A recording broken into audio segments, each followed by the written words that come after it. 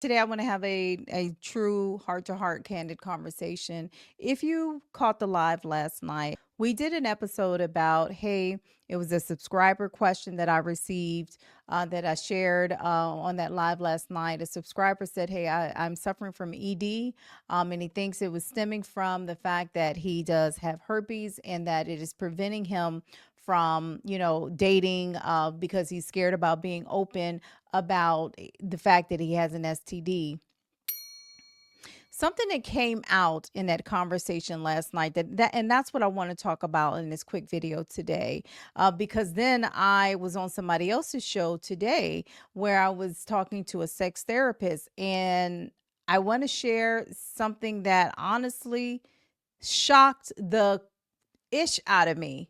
Y'all, what is the holdup of us telling our partners, hey, either one, I'm having issues sexually, meaning I'm having ED issues, or my vagina is dry, I have painful sex.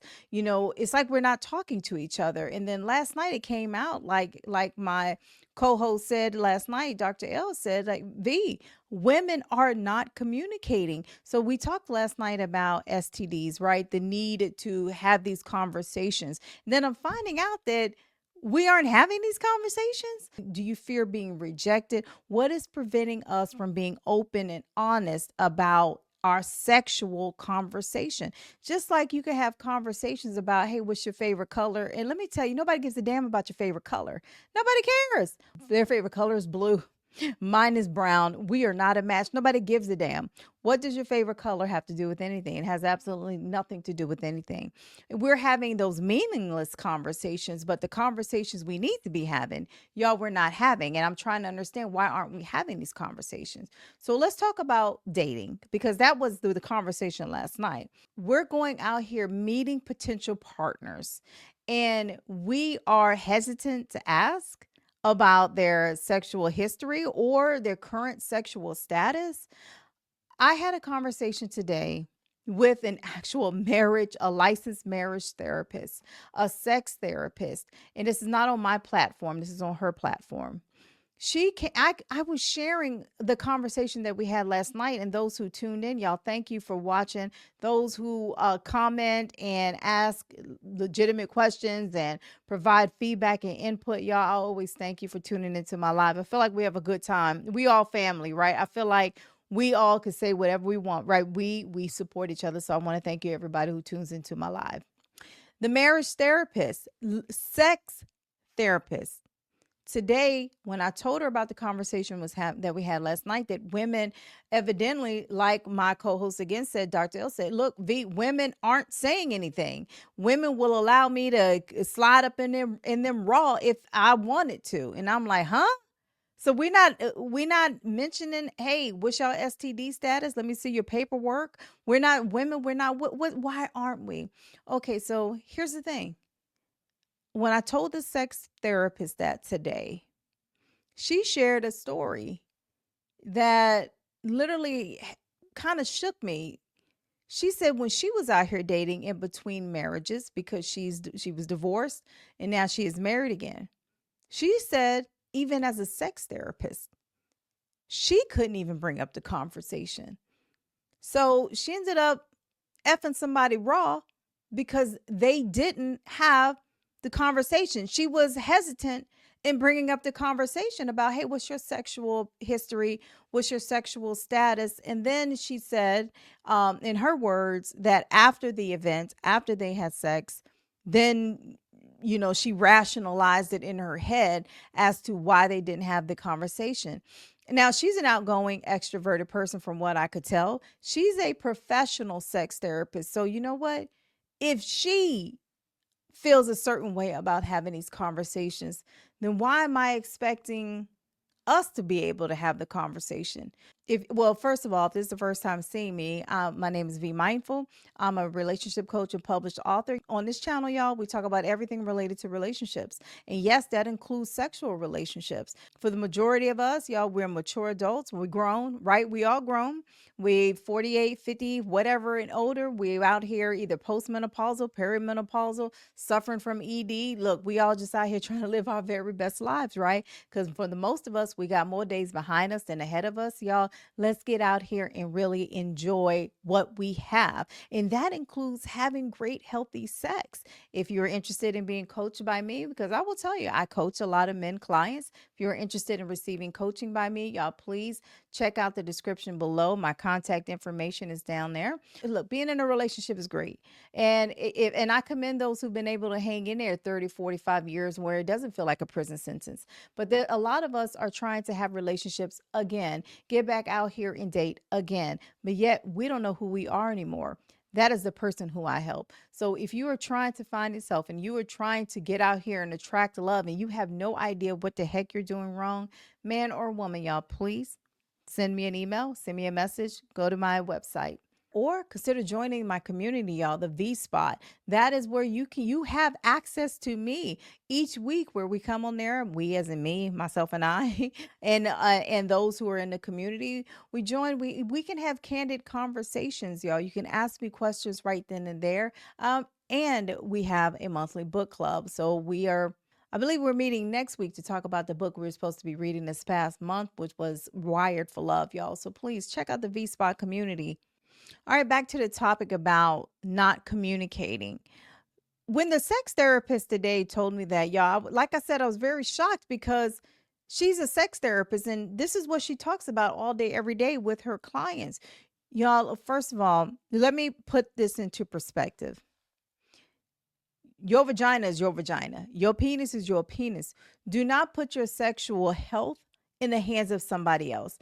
I understand sometimes things get hot and heavy. I understand that. Yeah, I'm not going to sit here and act like I'm perfect, like I haven't made mistakes. We are all human, y'all. But as we get older and as we mature, y'all, we should know better. You know better, you're going to do better. So I need you to find your voice. I need us out here to be having these conversations. Also, if you're in a relationship and you're not having conversations with your partner about the changes you are experiencing in your body, what are you waiting on? If you're having painful sex and it hurts and you're not speaking up and you're not telling your partner, if you're not telling your partner that, hey, my penis isn't working all the time, y'all, come on now. Come on. We need to be there for each other. If you're in a relationship, we have to talk to one another. Y'all, even if you're out here dating, y'all communicate. It's okay. You have to be your own advocate. Nobody's going to speak up for you. Nobody's coming to save you but you. So if you can't speak up for yourself, then who will? Yeah, I don't want us to be silent. I think the silence is what's killing us. The silence and holding things in, that's what's killing people. Okay, the stress of it.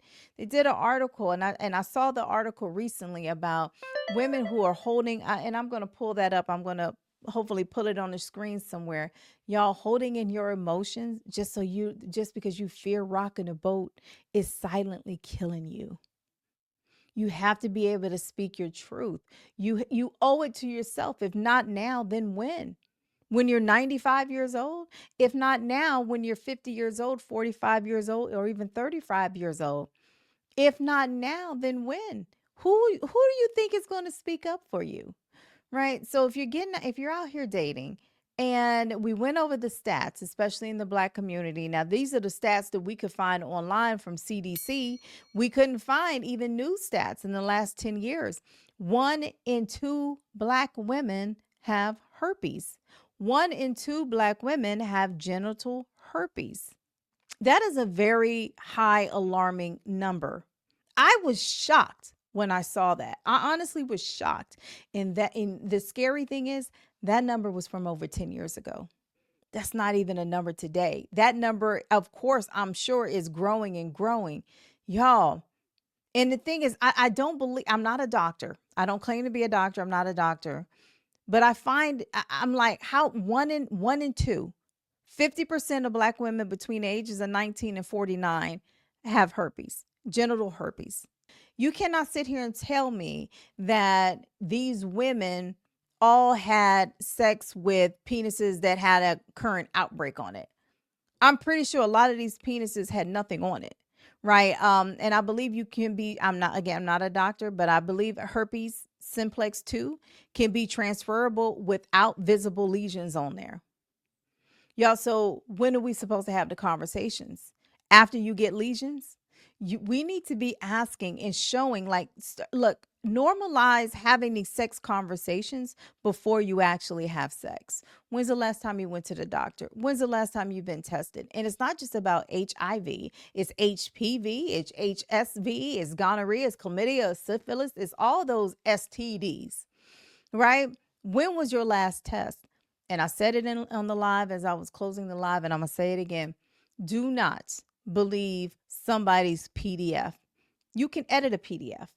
Okay. Do not no. You want them to access the app.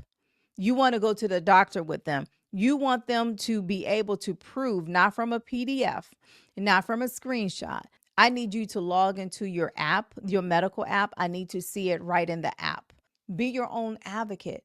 It's okay, because we get the stigma of you can't talk about sex on a date. Yes, the hell you can. And nobody's saying you got to get on a date and be like, so you like it in the morning, noon, or night. Nobody cares about that. Okay, they may care about that, but I know I want y'all to bring up sex on date number 1 or 2. Bring it up. Women, it's okay to bring it up. Sex is a qualifier.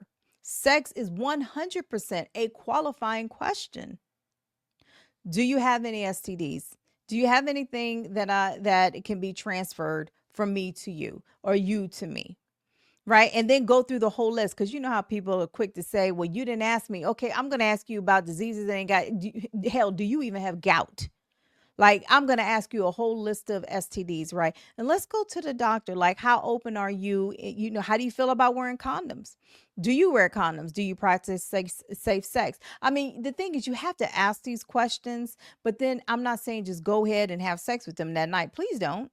Because I feel like with the dating apps and everything, people are scared to have these sex conversations. You know, I'm sitting here telling you, it's okay if you have them the correct way. But while you're asking them, like, what do you like to do for fun? What do you do for work? Okay, what are some of your thoughts around safe sex? What are some of your thoughts around STDs? What are some of your thoughts? Like, you know, hey, do you have a 401k plan? Sex is definitely something that you need to be talking about. Do not wait until you up in the doctor with itching for a scratch.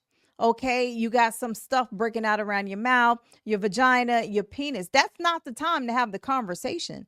The time to have the conversation about our body parts. Okay, what's going on with our body parts is before you actually have somebody touch your body parts, y'all. Let's normalize these conversations. I just want to come on here and say that, because we should be having the best sex of our lives. Our kids are grown.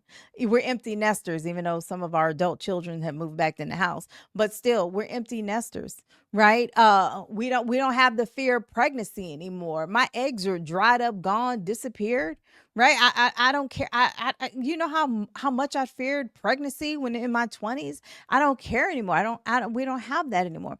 This should be the best time of our lives to have sex. We're more freer in our thoughts. So I thought.